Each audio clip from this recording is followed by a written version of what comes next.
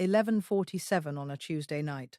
Most of Capitol Hill is dark, but on the fourth floor of the Hart Senate office building, encrypted devices inside the offices of 34 Republican members of Congress illuminate simultaneously with a single coordinated notification, confirmation that their names are now formally attached to a procedural resolution invoking Section 4 of the 25th Amendment to the United States Constitution. Not a press release, not a social media post. A constitutional instrument filed internally before the networks even knew it existed. But here's what I need you to hold in your mind for the next 12 minutes, because I will not explain it until the very end. This resolution, whether it succeeds or fails, has already changed something permanently, something that affects how executive power functions in America for the next 50 years. Something that a former central banker sitting in Ottawa understood before almost anyone in Washington did. The dominoes are not falling. They are being placed. And when you see the final configuration, you will understand why this moment extends far beyond one president, one party, or one country. Let's begin with what triggered the alarm. Late Tuesday evening, senior congressional staff were summoned to an emergency national security briefing. According to two aides present in the room, the briefing centered on a cluster of executive directives issued within a compressed window, directives that simultaneously raised red flags across the Department of Defense, the Office of the United States Trade Representative, and the State Department. These were not routine policy adjustments. Directive 1 reportedly signaled a unilateral review of American funding commitments to NATO command structures, not a renegotiation, not a diplomatic communique, but an internal reassessment initiated without consultation with allied governments or the Senate Foreign Relations Committee. Directive 2 ordered a sudden re-examination of cross-border infrastructure agreements with Canada, agreements that govern everything from bridge maintenance protocols at the Ambassador Bridge in Detroit to pipeline easement frameworks running through Montana and Minnesota.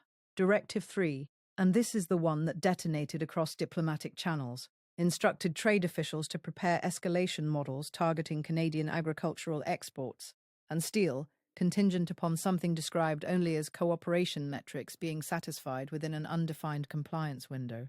That phrase, cooperation metrics, is not standard trade language. In bilateral commerce, metrics are negotiated, published, and mutually agreed upon. When one party invents metrics unilaterally and attaches punitive consequences to them, that is not trade policy. That is the construction of a pressure lever. And the targets chosen were not random. Canadian wheat, canola, dairy, steel, these are not symbolic exports. They are structural connective tissue between two economies so deeply integrated that a single Ford F-150 crosses the US-Canada border 6 times during assembly before reaching a dealership lot in Texas. For 34 Republican members of Congress to read those directives and attach their names to a constitutional resolution within hours tells you something critical. The concern was not ideological, it was institutional. Now, let me show you precisely where this lands, not in abstractions, but in specific states, provinces, industries, and portfolios.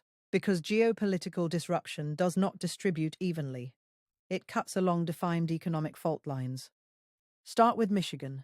The Ambassador Bridge between Detroit and Windsor, Ontario, carries over 25% of all US-Canada surface trade. Any reassessment of cross-border infrastructure agreements puts direct pressure on automotive supply chains that employ over 170,000 workers in Michigan alone. Tier 1 auto parts suppliers in Oakland County, stamping plants in Sterling Heights, logistics operations in Monroe. These do not have 30-day buffers for policy uncertainty. They operate on 72-hour delivery cycles. A single disrupted shipment cascades backward through the production schedule within days. Move to Pennsylvania and Ohio. Canadian steel feeds directly into American manufacturing. Construction, heavy equipment, energy infrastructure. Steel mills in Hamilton, Ontario ship to fabricators in Pittsburgh and Youngstown.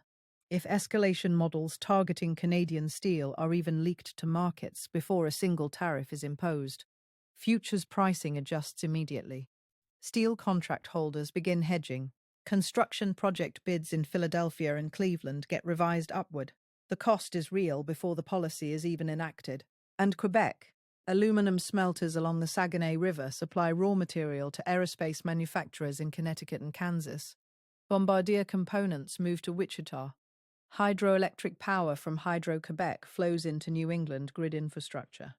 Vermont, New Hampshire, Maine, these states are functionally codependent on Quebecois energy exports. This is the Scalpel Method, not the broad headline constitutional tension in Washington, but the precise traceable line from a directive issued in the Oval Office to a production delay in Dearborn, a price adjustment in Pittsburgh, a contract renegotiation in Calgary, and a portfolio rebalancing in Toronto. Every one of those economic nodes is now actively pricing in a single variable. Is American executive decision-making stable enough to trust? Let's be precise about the constitutional mechanics because most coverage treats the 25th Amendment like a political gesture. It is not. It is a structural mechanism, and its architecture determines exactly who holds power and when. Section 4 operates on a trigger principle. The resolution filed by 34 Republicans is not itself the trigger. It is a signal flare, directed at two specific entities, the Vice President and the Cabinet.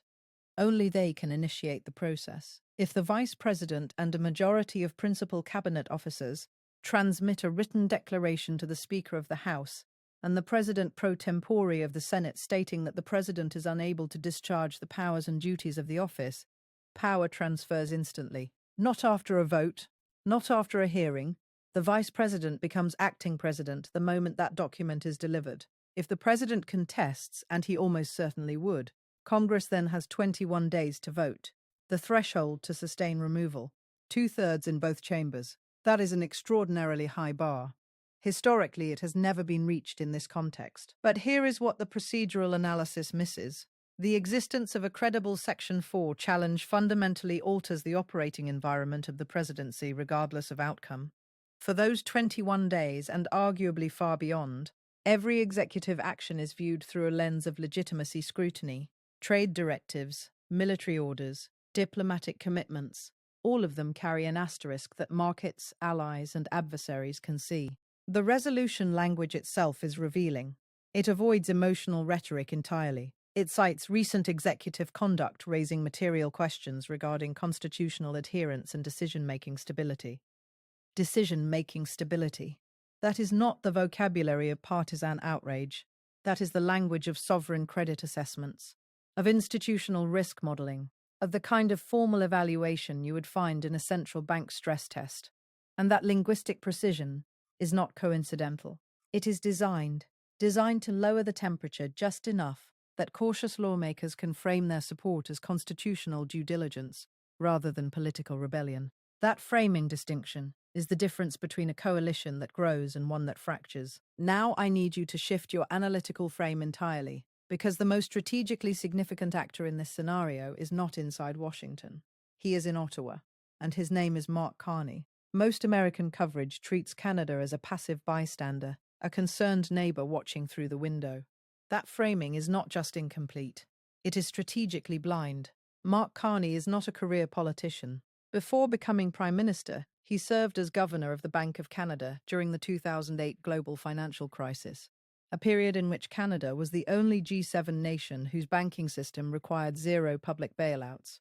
He then crossed the Atlantic to serve as Governor of the Bank of England, where he managed monetary policy through the systemic disruption of Brexit, the most complex economic decoupling event in modern European history. His entire professional identity is built on a single competency: anticipating systemic fracture before it becomes visible to the public, and positioning institutions to absorb the shock.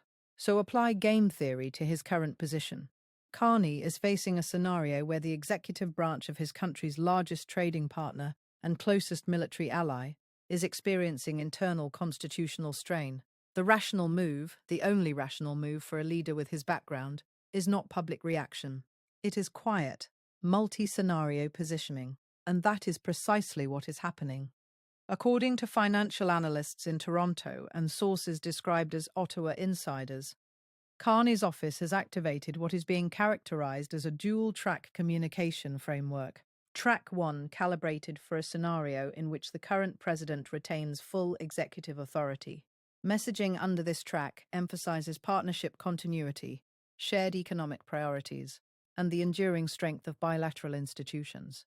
No provocation, No friction points. Stability language. Track 2 calibrated for a scenario in which executive authority shifts, even temporarily, to the vice president as acting president. Messaging under this track emphasizes institutional resilience, the robustness of democratic transitions, and immediate readiness to cooperate with acting leadership. Now, analyze the leverage dynamics embedded in track 2. If executive authority shifts in Washington, a new acting president faces an immediate credibility challenge, both domestically and internationally. Among the first calls placed from the Oval Office would be to key allied leaders. Canada, as the largest trading partner, closest military ally, and most operationally integrated economy, would be at or near the top of that call sheet. In that moment, Carney holds something of extraordinary diplomatic value: the ability to publicly validate the legitimacy of the transition. A statement from Ottawa expressing confidence in institutional continuity would carry weight far beyond symbolism. It would signal to NATO allies, to financial markets, and to global observers that the democratic transfer mechanism is functioning. That validation is leverage. Not coercive leverage, positional leverage, the kind that translates into favorable terms in trade renegotiations, priority in Arctic security consultations, and enhanced standing in multilateral forums. And notice what Carney is not doing. He is not publicly criticizing the president.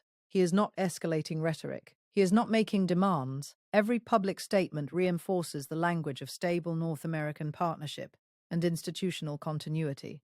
Each word is chosen to signal preparedness without provocation, strategic ambiguity of the kind you learn managing central banks through sovereign debt crises, not running campaign rallies. He is not betting on an outcome. He is building optionality across every outcome, and that distinction is the difference between a politician and a strategist. Return now to Washington. Because at the center of this entire constitutional architecture stands one individual facing what game theorists call a binary irreversibility problem: the Vice President.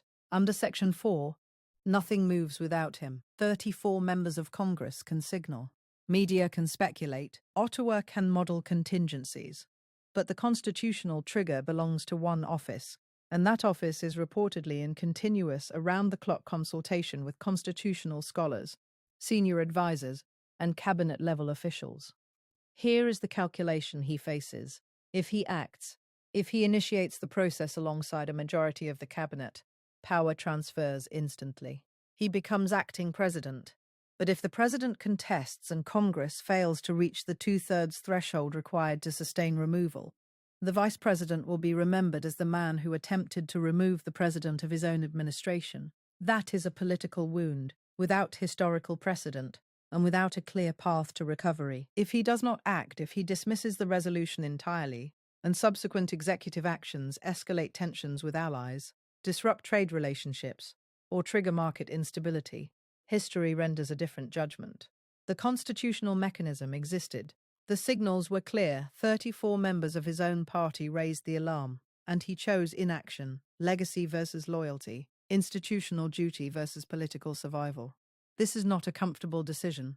It is arguably the most consequential personal decision any vice president has faced since the 25th Amendment was ratified in 1967. Inside the White House, aides are reportedly divided into three camps. The first camp argues for aggressive public counterattack, framing the resolution as betrayal, and mobilizing the base against every signatory. The second camp urges de-escalation, fewer abrupt directives, fewer surprises, a deliberate lowering of the temperature. The third camp, the one congressional observers are monitoring most closely, is quietly questioning whether the pattern of recent executive decision-making is sustainable. That third camp does not need to invoke the 25th Amendment by name. Its mere existence validates the premise of the resolution. After the Tuesday night briefing, Republican leadership did something conspicuous. They did nothing. No coordinated defense of the president. No unified press conference. No rapid response messaging operation. Silence. And in Washington, silence from leadership is never neutral. It is either paralysis or tacit permission, either reading signals to rank-and-file members that the boundaries of acceptable dissent have shifted. Late-night phone calls circulated among GOP members after midnight. The question being asked was not political. It was not about polling, messaging, or midterm positioning. It was about liability.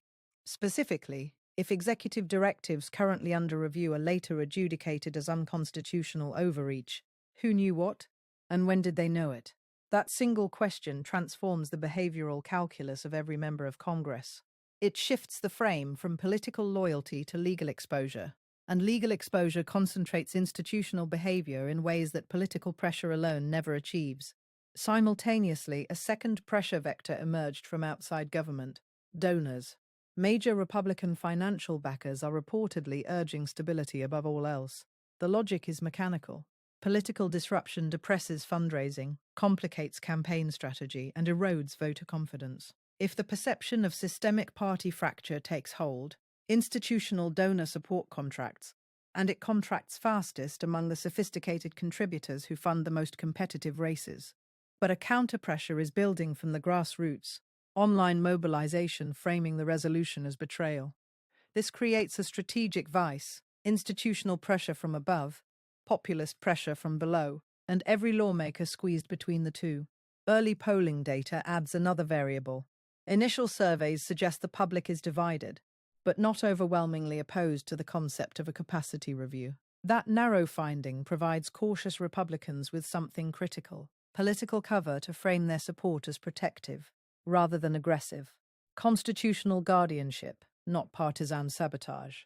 Which narrative prevails, guardianship or betrayal, may determine whether the coalition expands or fractures, and the single variable most likely to tip that perception sits in one office. Now, expand the frame beyond North America, because constitutional strain inside the world's largest economy does not remain a domestic event.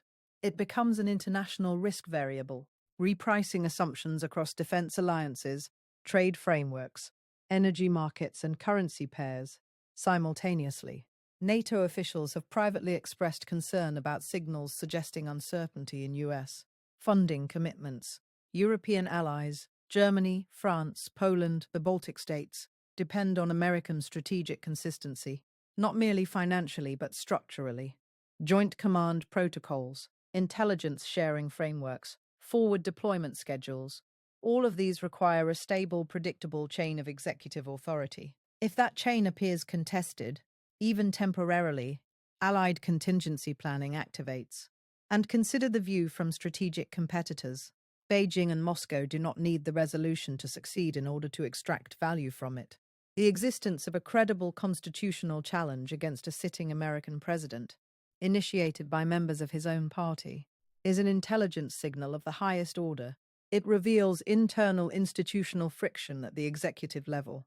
That friction informs timing decisions on trade posturing, territorial assertions, and strategic resource competition, particularly in the Arctic, where both Canada and the United States maintain critical sovereignty interests, and where Russian activity has accelerated significantly over the past 18 months. Carney, with his background in global institutional risk management, understands this dimension with a precision that most political leaders lack. His reported consultations with senior Canadian defense officials regarding continuity protocols in joint military operations are not reactive. They are procedurally appropriate for a leader who has spent his career anticipating systemic disruption before it materializes publicly. Currency traders are already watching the US dollar-Canadian dollar pair for directional signals tied to political uncertainty. Energy analysts are reviewing cross-border pipeline exposure metrics. None of this is dramatic, but it is measurable, and measurable risk is the one variable that institutional investors, allied governments, and former central bankers never dismiss. So let me bring this full circle back to that Tuesday night, those 34 signatures, and the question I asked you to hold in your mind from the very beginning. I told you this resolution has already changed something permanently, regardless of whether it succeeds or fails. Here is what I meant. Before this week, the 25th Amendment, Section 4, existed in the American constitutional imagination as a theoretical instrument, something discussed in law school seminars and political thrillers, but never seriously deployed against a sitting president by members of his own party. It was functionally an abstraction. It is no longer an abstraction. That precedent restructures the relationship between the presidency and the cabinet. It introduces a constraint on executive unilateralism that did not functionally exist 72 hours ago. Cabinet members are no longer merely advisors and administrators. They are, demonstrably, potential participants in a capacity review mechanism that transfers power instantly. That shift in institutional dynamics affects how executive orders are drafted, how directives are communicated, how military and trade decisions are vetted. It does not eliminate presidential authority, but it redefines the boundaries within which that authority operates. And this is what MarkCarney understood before almost anyone in Washington articulated it. Carney is not positioning Canada for the outcome of this specific resolution. He is positioning Canada for the era that follows it, an era in which American executive authority carries a new institutional variable, the demonstrated possibility of internal constitutional challenge. That variable changes how allies negotiate, how markets price American political risk, and how trade agreements are structured for resilience against executive volatility. The Vice President is calculating legacy against loyalty. Republican lawmakers are weighing responsibility against political survival. The President is projecting strength. Cabinet members are weighing silence against history's judgment. 34 signatures started this. One decision from the Vice President determines the next chapter. But the systemic shift, the permanent recalibration of how American executive power is constrained, how allies position against uncertainty, and how markets price political risk on this continent, that has already occurred. The mechanism has been activated. The precedent is established, and the strategic landscape of North America has been permanently redrawn. This is the kind of structural analysis you will not find in headline coverage. If it gave you a framework worth returning to, subscribe and turn on notifications. I trace the lines from geopolitical events to the specific markets, industries, and regions where impact is measurable. The next update on this situation publishes as events develop. Stay informed, stay positioned, stay ahead.